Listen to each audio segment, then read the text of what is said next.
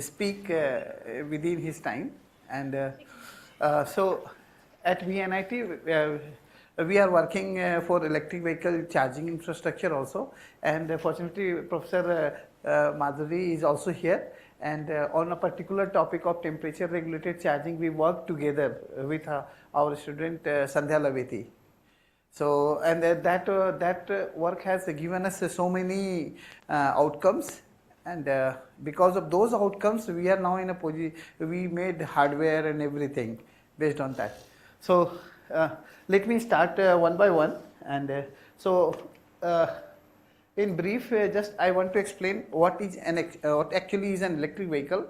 So the moment we know about the conventional IC engine vehicle, there we are having a fuel tank, then IC engine, and that IC engine is coupled with a differential gear, and through which we can deliver the tractive power to the wheels, so that the motion can be realized. But the moment when we say that vehicle is an electric vehicle, it means there must be an electric motor through which we are going to deliver the tractive power. Means if in a vehicle we see that there is a motor, electric motor, and that electric motor is mainly transferring the power to the wheel, tractive power to the wheel, then it will be called as an electric vehicle. So, and then from where the energy is coming, that is the secondary matter, that we can receive the energy from onboard IC engine or onboard battery packs, fuel cell, photovoltaic panel. So different onboard sources are possible. Then the question arises that why we are going for electric vehicle. So basically what happens that our intention is that we want to improve the performance of a vehicle. And performance, so basically when we say the performance, it means its dynamics and its autonomy, means how much kilometer it can work. So this is our requirement basically.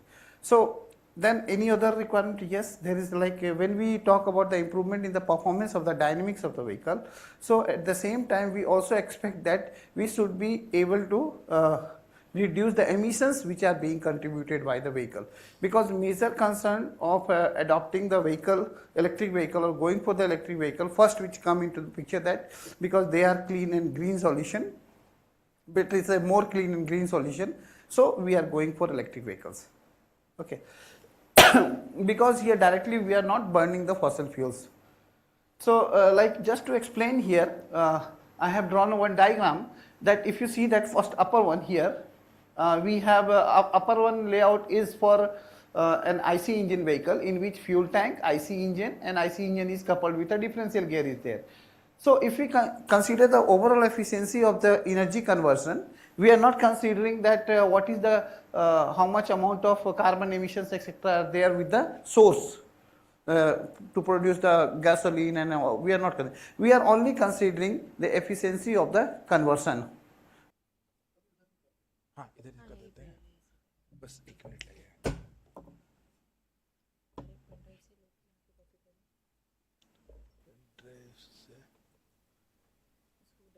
ये कौन सा वाला? ये ऊपर desktop पे copy कर लो, मैं pointer PDF वाला ना. नहीं, ये माउस है ना, चलेगा.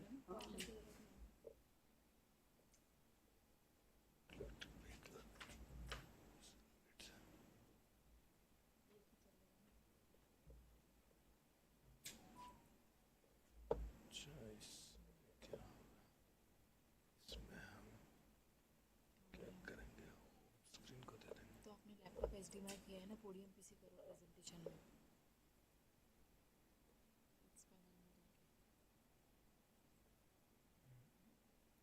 यहाँ पे जाकर यहाँ पे पोडियम पे presentation, podium piece, podium camera है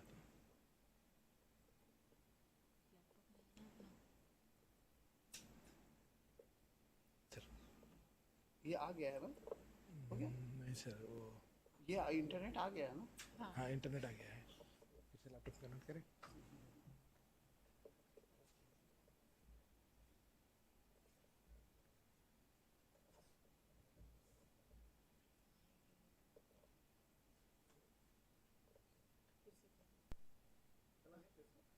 आ जाएगा. हाँ अभी आ जाएगा.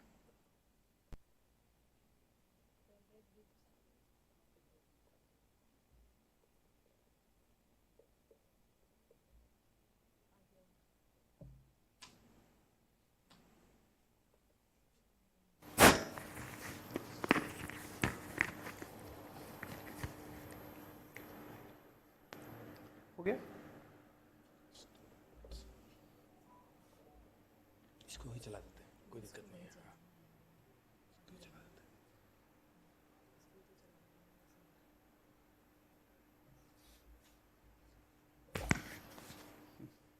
माउस का pointer they.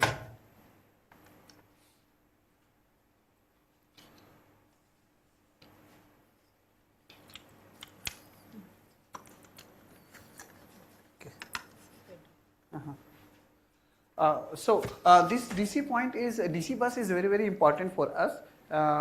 If as I explained that if we calculate the overall efficiency, it goes something around 16%, which is equal to same as an IC engine. But the question arises that then if the efficiency is getting dropped down, so it means that to get the same kilometer, we will have to burn more gasoline than where the energy saving is there. So this is a critical problem. So just to explain that why we are going for electric vehicle, we have to see this DC bus itself. Let's see this one, this picture. Okay, some is below, no problem. This picture,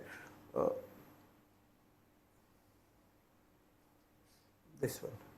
Okay, so here you can see that now what we are doing, that the same line, fuel cell, IC engine, generator, and forming the DC bus, and to do this DC bus, now what we are doing, that we are connecting our battery pack. What the DC to DC converter you are seeing, it is just connected with a unity gain, and its the purpose is just to connect the battery pack with the DC bus so that we can realize the proper power flow or whatever the energy management is required during the running of the vehicle.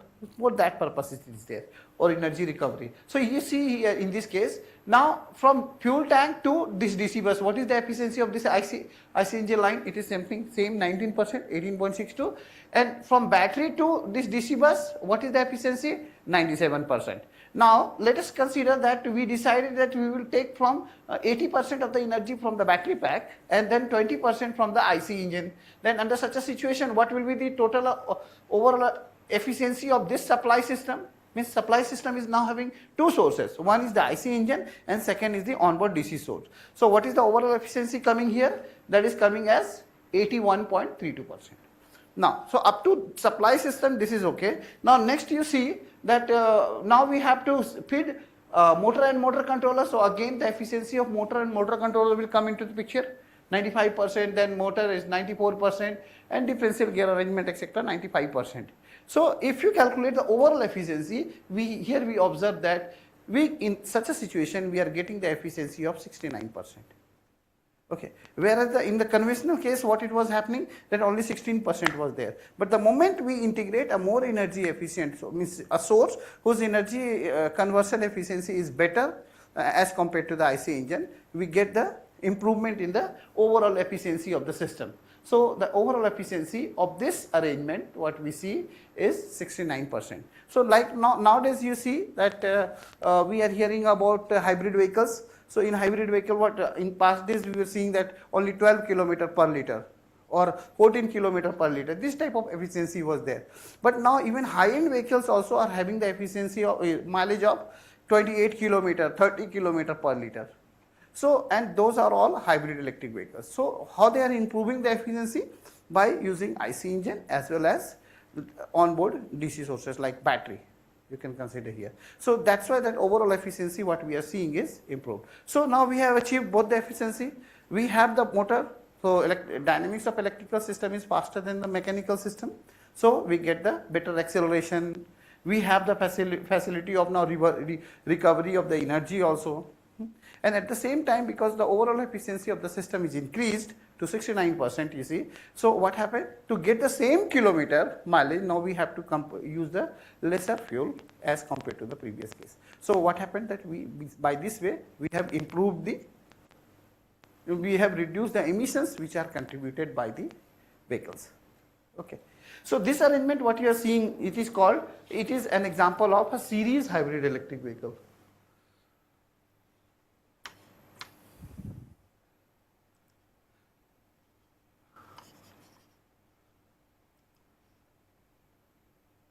Actually this tag is coming.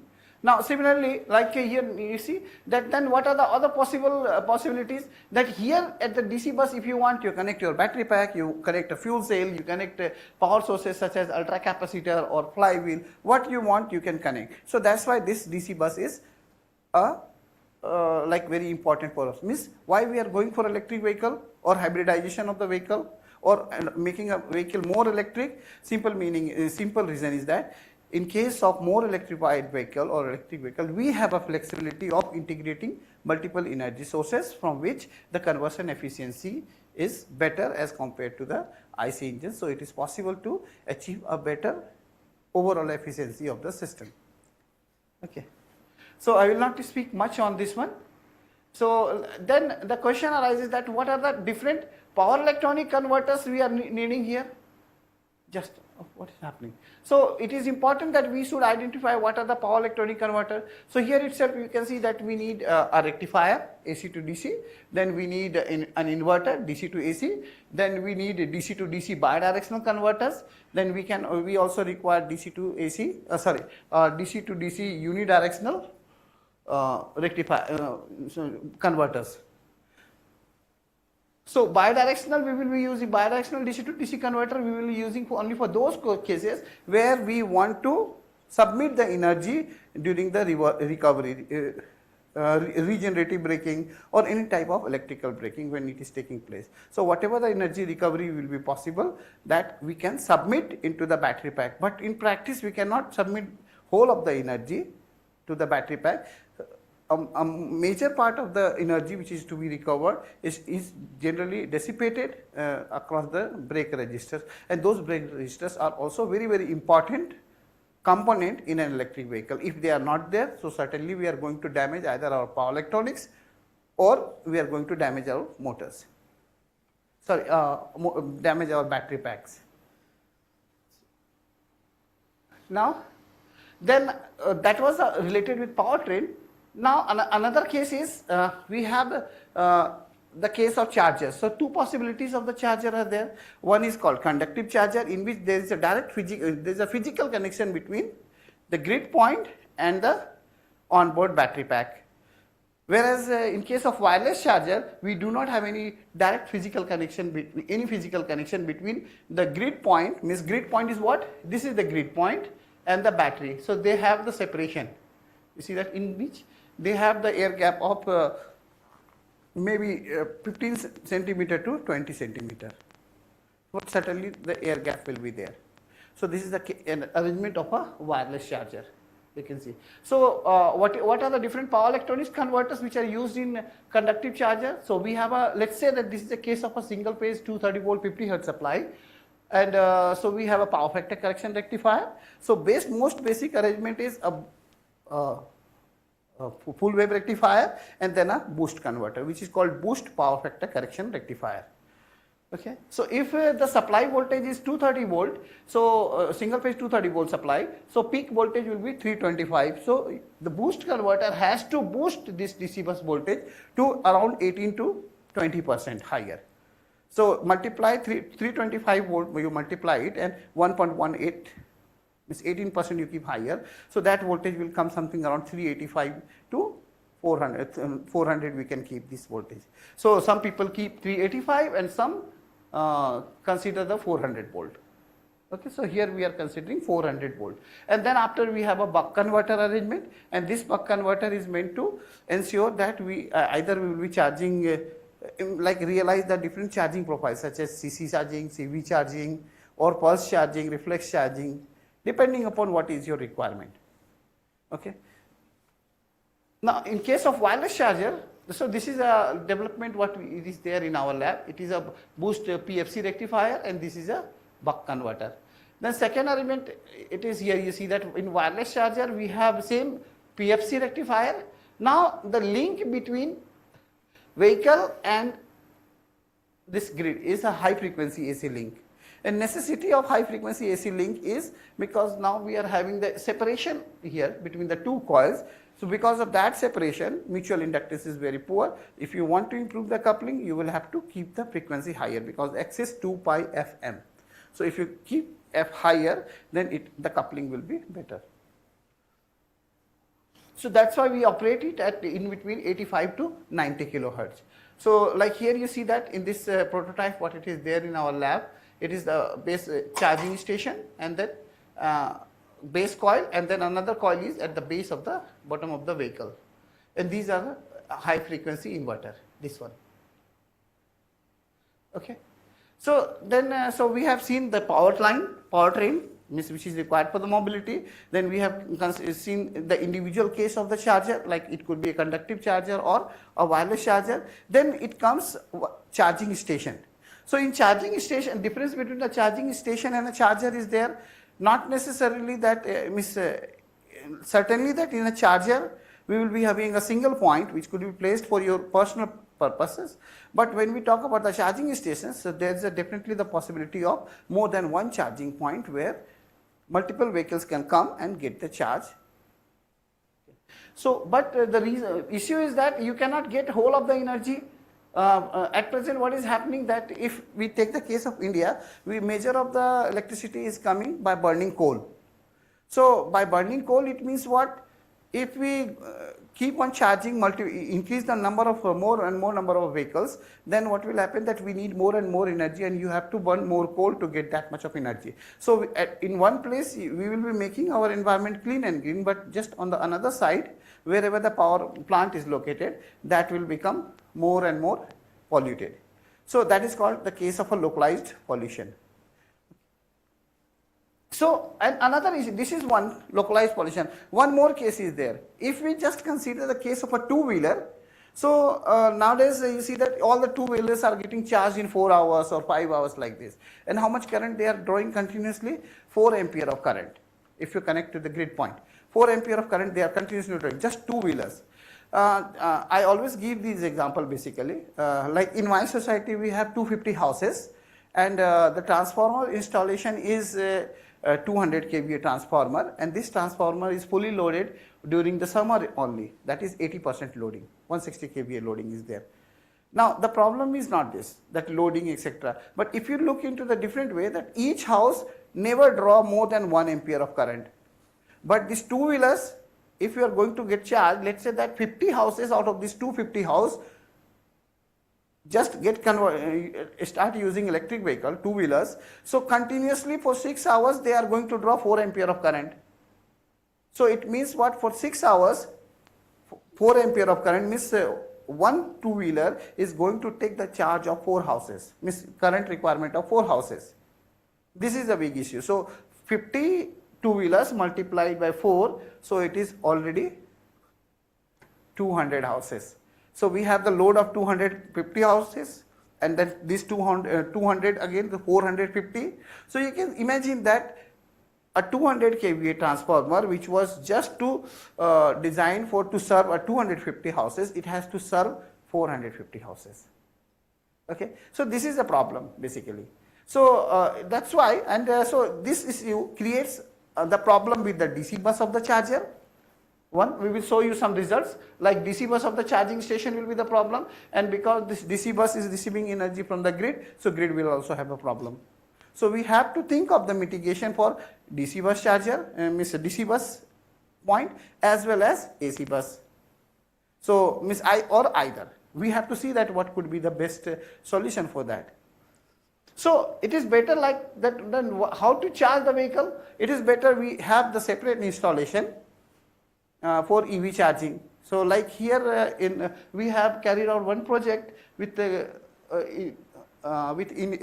we had a India European Union project under Horizon 2020. So in that our task was to deploy 15 kilowatt charging station, which is to be fed by battery energy storage, because there is no grid available. So this is the solution. So certainly this type of solution could be good for the societies, that they must have a separate PV installation, so that we should not take the energy from the grid itself. Okay, but like if you see in the current situation nowadays, what is happening is we are having the solar installation, but no storage is there. No storage is there. It means what? We are generating energy day hour, definitely during the sun hour, definitely we are not charging our vehicle, rather we are submitting energy to the grid. Okay, so this submission is done. But during the evening hour, we are doing the same thing. We are receiving the energy from the same bus. So that's why there is a use of or importance of the storage system comes into the picture. So two types of basically storage is possible here. Like basically three types of storage you can see. One storage is we can store the energy in battery pack. So that is again a costly affair. And because after 3 years or 4 years or maybe more, we have to change the battery pack. And then second case arises that why not to store this energy, like use the hydrogen mission. So we have the solar during the sun hour, but we are not utilizing it. So we can produce the hydrogen, like you see that second diagram is there here. Here you see. So this is solar installation is there. Then we are using powering the electrolyzer to produce hydrogen. These hydrogen are stored in canisters, which is like this. It could be a metal hydride based canisters where we can store the hydrogen. And these canisters, this storage can also be used as a hydrogen swapping station. So when the vehicle will go there and they can take the energy and they can go immediately. And second thing is that if let's say that during the off sun hour, like when the sun is not there, we have the fuel cell arrangements. So through the fuel cell, what we can do that we can produce the electricity and then again submit back to the same DC bus. So now our charging station is capable of working during the sun hour as well as off sun hour. Okay. So this is the case, but of course the dynamics of the fuel cell is a bit slow, much slower as compared to the battery pack. So we need some storage arrangement also for the charging station. So it could be a battery energy storage. Of course, certainly in this case that we don't need a larger battery pack. Rather, like in the previous case you see here, we have a 72 kilowatt hour battery pack. So this was sufficient to meet the energy requirement for coming 6 to 7 hours during the off sun hour with 50% depth of discharge. So means if there is no sun for one day, means cloud etc. is there, so next day at least we will be able to provide the charging arrangement to the vehicles. That is possible. So but here you see, so second case is that we need this battery energy storage, and the size of this battery energy storage will be lesser because its purpose is just to support this fuel cell, and the rest fuel cell will be doing.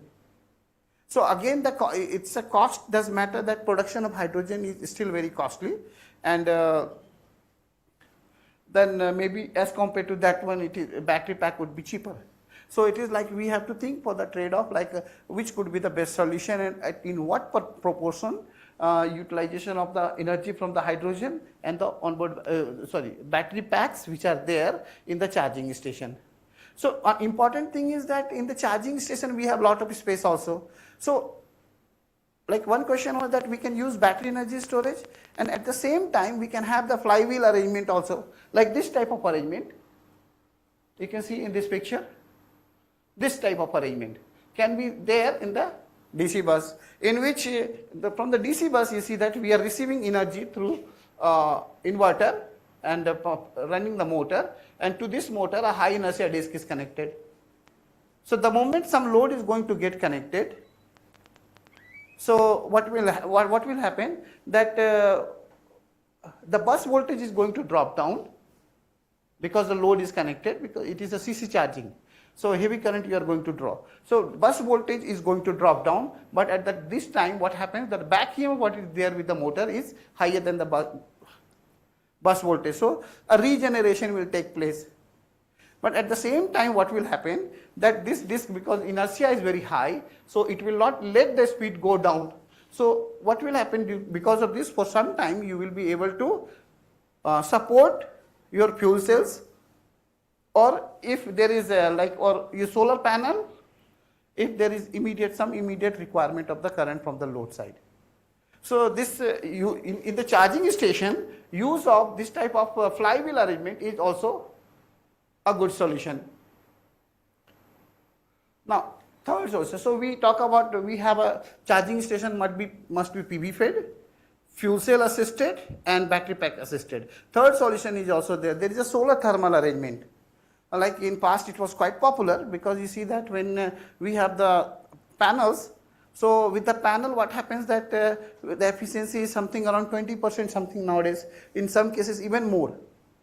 Okay, but what about the rest of the portion that is going to get dissipated as a heat also? So what we can do that we can trap that heat, and below the charging, let's say that car parking is there, so below that a tank, okay, in that a fluid or a water can be arranged there, and that water can be heated up with this during the sun hour. And now different technologies are available for solar thermal arrangements in which it is possible to trap the heat for even longer duration, maybe 3 months also. Okay, so what we can do that this during the sun hour we are heating up the water, and during the off sun hour low temperature turbines, micro turbines etc. can also be used to generate electricity with this low temperature water what is there. So now in this case what will be happen? We will be having the sufficient amount of energy to charge our vehicle during the off sun hour. So we have different possibilities. PV, one, in place of grid. Second is the battery energy storage. Then third one is fuel cell. We can go for the fuel cell. And fourth one is the solar thermal arrangements. So these are the different possibilities with which it is possible that we can make our EV system or electric vehicle or e-mobility system more sustainable in place of being dependent on the grid. So which energy vector is going to use, that is just a matter of investigation, and we'll have to investigate that. To comment on that, what could be the better solution? And okay, so now coming to the electric vehicle systems. So you see that here on the left side on top, we decided that okay, we can segregate or divide our whole of the pure electric vehicle system we are talking at present. So electric vehicle system into 3 parts. You see that we are having traction system, supply system, control and monitoring system, and then external 4th part is the charge and battery pack will be there. But in the moment fuel cell and photovoltaic panel will come, you will have a compulsion to use boost converters. Why? Because the nature of the output of a solar panel or fuel cell is variable in nature. It depends either on the solar installation or on the load condition or hydrogen flow, on all those things. So under such a situation, we want to maintain a particular operating point. So with at least a fuel cell and photovoltaic panels, there is a compulsion that we will have to use boost converters. Then about this ultra capacitor, because it is important for us because we want to ensure that these ultra capacitors should submit energy only when it is required, or you should, whenever you are making the energy recovery, it should go to the ultra capacitor. So that is to be done only through the power electronic converter. So bidirectional converter is there. Otherwise with the battery pack you can have directly series connected battery packs. So this I explained.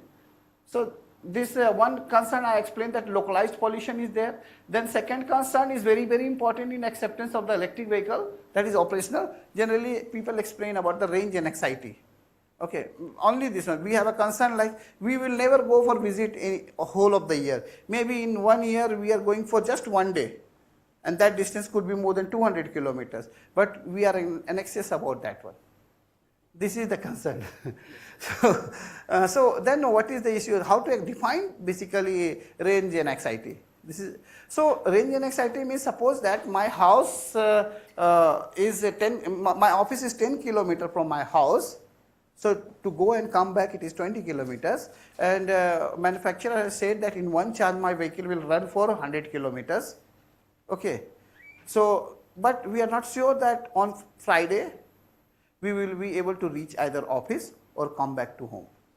This is called range and anxiety.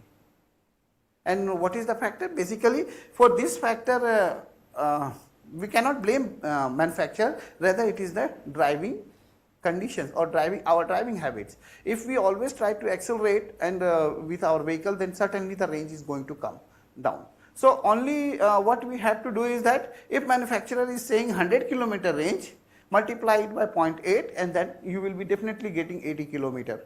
So maybe 78, maybe 85, but the range will be this much. So always it is a good practice to have a multiplication of 0.8 what the manufacturer is saying. So that will give us always a safe situation. So with that, that range and anxiety problem will not be there. And even though if we don't want to like make a good practice of driving, then we will have to depend upon utilization of the power sources, such as like battery ultra capacitor system for mobility. One where you don't have to think that ultra capacitor or any power source is going to take care of that issue. So under that situation, certainly you will get a range which is more than 80%. Same problem everywhere. This 0.8 multiplication factor is a universal factor. Like you see that we have a, let's say that we say that 1 kilowatt peak power, but how much we are going to get? 78 to 80. 780 to 80, 800 watt. So that's a universal factor. Okay, and so different solutions are there for the electric vehicle. We have to learn how we can utilize the energy in a better way. If we don't learn, then we have to depend upon a flywheel or ultra capacitor type of arrangement. Then battery is going to affect the life of the battery pack. And then power quality related issues are there. So means like for this charging station, DC bus issue is always there. So we have to take care. So that can be addressed either through control arrangements. One, if your control is not, with the control arrangement it is not possible, then we have to go for external arrangements like battery energy storage arrangement or separate flywheel arrangement or what we say ultra capacitor type of utilization, means power sources. And AC bus mitigation, AC bus, so we have so many arrangements. DVR is quite popular, like with one professor we have worked in the department, Professor Rajshree. So we worked on we worked on how to mitigate this situation when a heavy load is connected at the bus, or second is that when the charger which is trying to draw high current, how we can mitigate the AC bus problems. So those issues we have addressed. So DVR type of arrangement is also a good solution. But yes. Let us try to, I told about energy source and power source. So what actually is an energy source? We have to understand. Simply like if a source is an energy source, means it has a capability to deliver you sufficient amount of current, which is sufficient amount of current which is required to run your vehicle for 2 hours or 3 hours. Means now it can give you that current for a long duration of time, but a power source, it cannot give you that current for a long duration of time, but it can give you even higher current but for short duration of time, 10 to 20 seconds. So that is the difference between power source and energy source. So then what actually is the charging? Because charging is basically phenomena is basically going to affect our grid also. So charging is basically, it is the process by which we try to push the current into the battery pack. Okay, we can push the current at normal rate. Normal rate means, suppose that we say that a battery is of 100 ampere hour. Okay, 100 Ah. So if you are trying to push a current of 10 ampere, then it is called normal charging. But the moment you say 2 ampere, 20 ampere, so it will be 2 times faster than the normal charging. If you try to push 100 ampere, so it will be 10 times faster than the normal charging. So this is what the concept of charging is there. So if we say that ampere hour is the capacity, so C by 10 is called normal charging rate. So now 1, 2, 3, 4, 5, 6 or Kc by 10 is called degree of fastness. How fast you are willing to charge your battery pack. So the same concept applies for the discharging.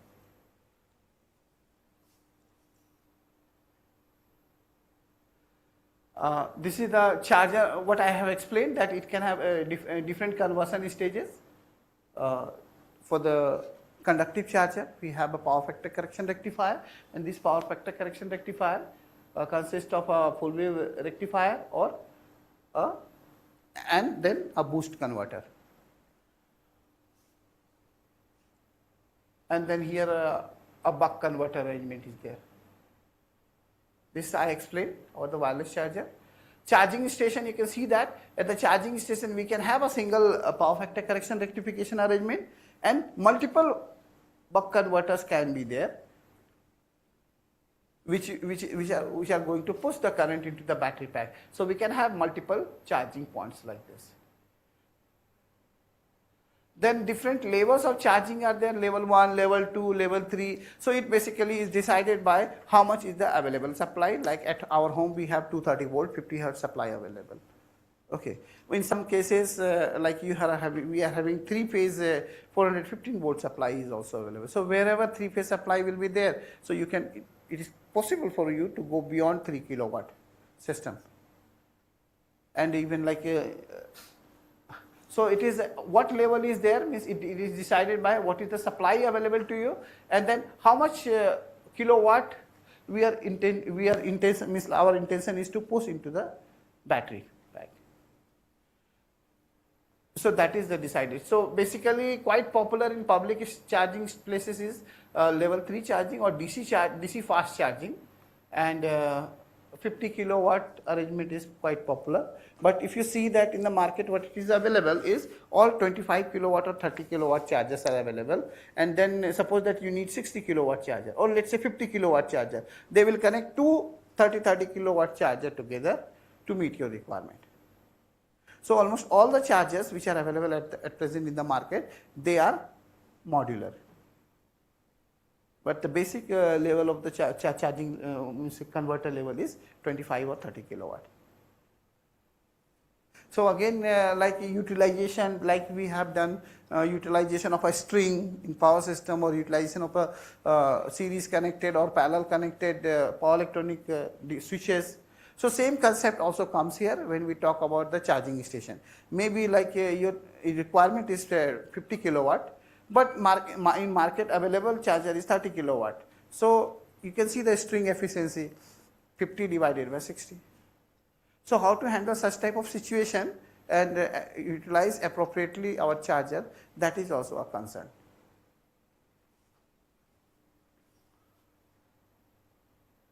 So as I explained, the charging can be static or dynamic, means when both the charging point and the vehicle are stationary, then it is called static charging. Of course, like charging point is not going to move, vehicle has to move. So in static charging, vehicle is stationary, and in dynamic charging, vehicle is going to move. So dynamic charging can be conductive, or it could be like we have a fast charging arrangement is quite critical from the stability of the grid point of view, because in a very short span of time you are trying to draw 300 kilowatt or 600 kilowatt of power from the grid. So that type of concern is always there.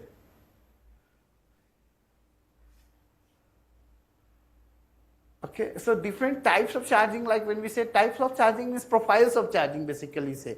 Profile means profile of voltage or current, what we are either going to apply across the voltage or going to inject into the,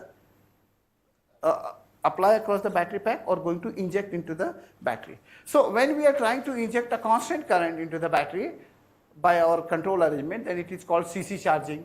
When we are trying to maintain a constant voltage across the battery pack by our control arrangement through power electronic converter, then it is called CV charging. Okay. Then we can have the mix of also up to a certain percentage of SOC.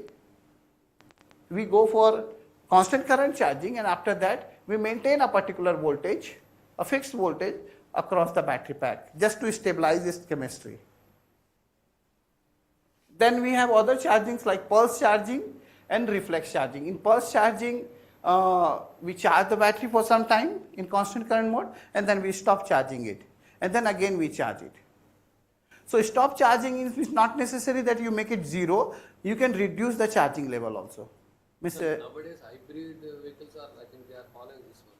In hybrid vehicle we don't need any external charging point, it is all integrated inside.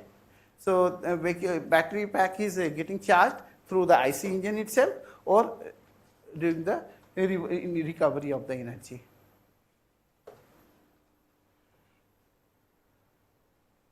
Okay, like one study we carried out from the simulation point of view. First vehicle was connected, you see that it is okay. That bus voltage is maintained 180 volt. The next second vehicle is connected. Second vehicle is connected means what? Now we are drawing 40% of 40 ampere of current. Earlier it was 20 ampere of current of 200, means 10% loading, means bus voltage is stable. You can see here, it is okay. Now when you connect second one, means now the loading is 20%, the bus voltage is dropping down. Again if you connect when you connect the third vehicle, it is dropped down more, and I don't know what happened after that. When the fourth is connected, there is a sudden drop in the bus voltage. So we have to understand this type of dynamics also, like what is happening that when we are going to connect the 40% of the capability, this type of behavior appeared. So, but in any case, we mitigated it with buffer arrangement, which could be a battery pack, or we can use the ultra capacitor. So requirement was to regulate the DC bus voltage. Okay. Then some problem also occurs, like when the load is heavy. When let's say that I just am at the end of this presentation. So suppose that a load is very heavy. Means suppose that during the running condition, vehicle is running, we are trying to draw heavy current, and suddenly you put a brake.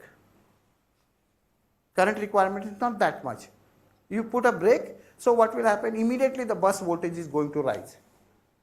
So then what we will do? Suddenly the bus voltage is very high. So two approaches now is possible here. One, we work with the control arrangement to regulate the bus voltage.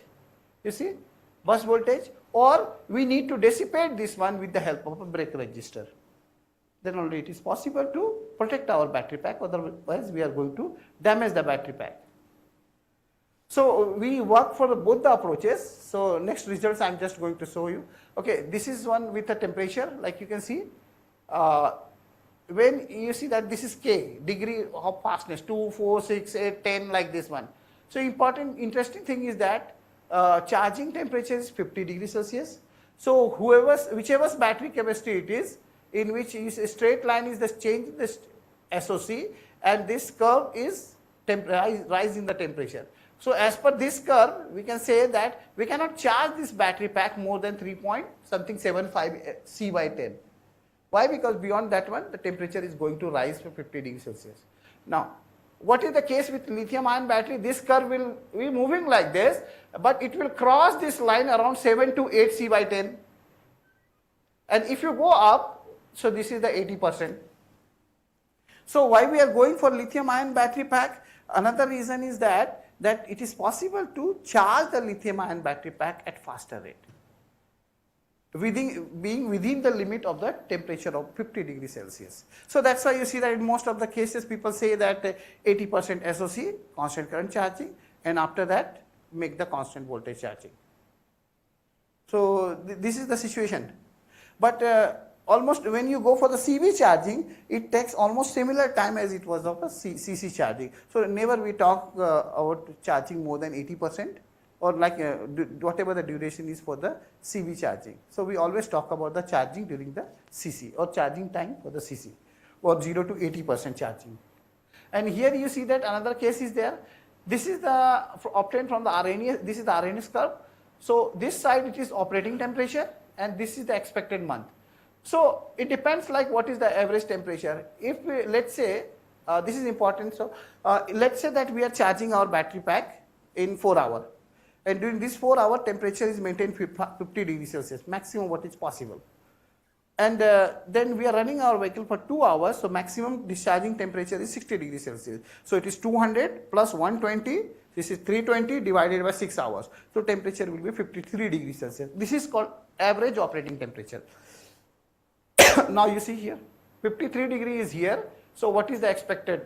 So if we do so, then we will lose our battery in a year. So that's why the lower maintenance of the temperature is also very, very important. So we go for heat pipes during the charging process or during the running process also. Some people are now adopting phase change materials. Some are working with the control strategy also. So whatever could be the situation, this I skip. This is so whatever could be the situation. I just go here. You can see that if the temperature regulation is not maintained, that we will be operating with a higher voltage, higher operating temperature. And the moment we maintain the temperature regulation, we operate with something around 39 degrees Celsius. With this, operating life will be 24 months. And it is possible that when we ensure the temperature regulation, state of health is better. Number of operating cycles can also be increased, because after 80%, let's say that we go for second life of a state of health. So everything is possible to improve with the control of the temperature of the battery pack. Okay, these are some results with the temperature regulations, what we have carried out experimentally in the lab. And the concern is that the issue of the DC bus voltage regulation come here itself, because you want to regulate the bus voltage, and because the temperature is reached to the maximum permissible limit, and then what we do then, we have to disconnect the charging process or drop down the charging current, charging rate. So at that time the DC bus voltage is going to rise, like in this case you see when the sudden disconnection is there, bus voltage is rising, so we have to regulate it. So some control strategy is to be adopted. So we also worked with some strategies, and like we gave the name modified current reference control. So this work was carried out by one of my master's student, that simulation results etc. But that experimental result was carried out by another PhD student, Yogesh. So we have to follow that. Good thing is that, important thing is that we to ensure the PFC, because this whole arrangement what you are seeing, it is taking care of the DC bus voltage regulation. This is 400 volt, this one, which is ensuring the power factor as well as voltage regulation. Both the purpose is being ensured here in this case. So by this way we can mitigate the bus voltage as well as meet the load requirement. So these are some results at the AC supply side. Supply side, you can see that when we are not doing any mitigation at the DC bus, no mitigation being done at the AC bus, then at that time what happens, you see that the bus is increasing, load bus voltage is increasing. You see the same result, it is increasing. And now when we enable our control, from the control point of view, we try to regulate it, not with a extra battery pack or ultra capacitor. So you see that we are in a position to regulate. You can see that voltage, it is regulated, and the supply side also, this below one is the zoomed of this one. So the same problem is not appearing here now. So by this way, we are able to save the energy also, you can say, during the charging process, when you are disconnecting the supply. So that is all need to make the calculations that how much energy saving is there when this DC bus voltage regulation is also employed. So that is a very short duration, but that does matter. So these results are with the DC bus voltage regulation and power factor correction. Okay, so I stop here. Rest all things are that how to calculate state of charge and all those things, how to calculate that battery temperature. So for that we need to do for the electrothermal model. This work we carried out together with Madhuri madam. And so we consider like simple RC model, and based on that RC model we try to calculate, develop the electrothermal model. So these are some equations, electrothermal model of the battery pack. So this equation looks very complicated, but after this third term, after this second term, third, fourth and more terms are, their contribution is negligible, so we neglect them. And change in entropy and all those things. So only first two terms remains, and so estimator becomes very simple, and then we are able to do it. So what the charger we have delivered in Ghoramara Island, West Bengal, in that this algorithm is there. So other things with this algorithm is that our charger is capable of knowing the parameters of the battery pack, and then it is taking appropriate decision what should be the current profile to charge the battery pack.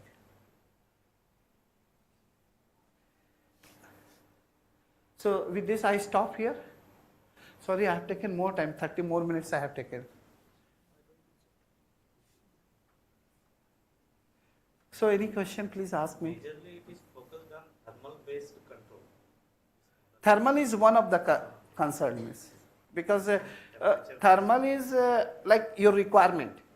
But to meet that requirement, we have to protect our power electronics also. So what the solution is on, problem is on board, same problem is on off board also. So what is the impact of the high temperature over the battery? So this, with respect to voltage, I'm talking. Temperature and battery temperature and voltage. with voltage we did not calculate, but yes, with current, high rate of current we calculated. Because most of the time we charge with constant current charging, and Heat dissipation. when you are doing CV charging, then current is going to drop down with time. So temperature problem is going to drop down. So that will not be a major problem, but the major problem is this side, constant current charging, up to 80% of SOC. Sir, in one of the slides, we have seen electrolyzer and fuel cells. Example. Very first one. Storage. Ah. Yes, sir. You see. So, it is okay. I mean, we are having this green hydrogen production through solar PV, but initial cost is very high. At present it is very, very high. At the same time, there are some safety issues with hydrogen production.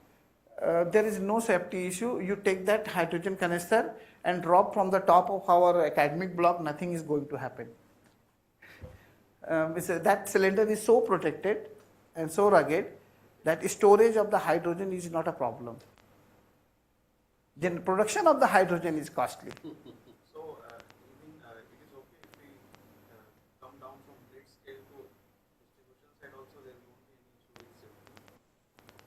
Because right now it is at grid scale level mostly hydrogen. Yes, yes. But if I am planning for distribution side for domestic consumers, It is possible. Like, I don't know, one company is there which work with hydrogen-based generators itself. Means they give you small electrolyzer and that small hydrogen generator. That, of course, that is a fuel cell based, and so you can keep it at your home and then you can use it. safety issues are still there. It's not like that Safety it's issue not is for even battery. You see that it is just like a bomb. When it blasts or it get fired, you have only option just run as far as you can go from the vehicle. You do not have any option. You cannot save. At least in if your petrol vehicle, if fire takes place, you can go for a fire extinguisher and suppress the fire also.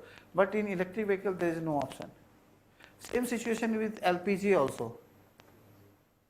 So fire means fire. That's why we are fortunate that we have chosen this kind of a topic, and then there is ample scope of research. No, yes, here options are that which energy vector to be used in a better way, like hydrogen, how much from hydrogen, how much from battery, how much from flywheel. That is a good, because I am not related with power system. A little bit I learned from Arge itself. So that's why. So, but energy vector optimization with these type of arrangements, it is very important. And that too, like if you want to work with a power electronics arrangement, it is not going to work because in MATLAB simulation, all your circuit will not run for 10 hours.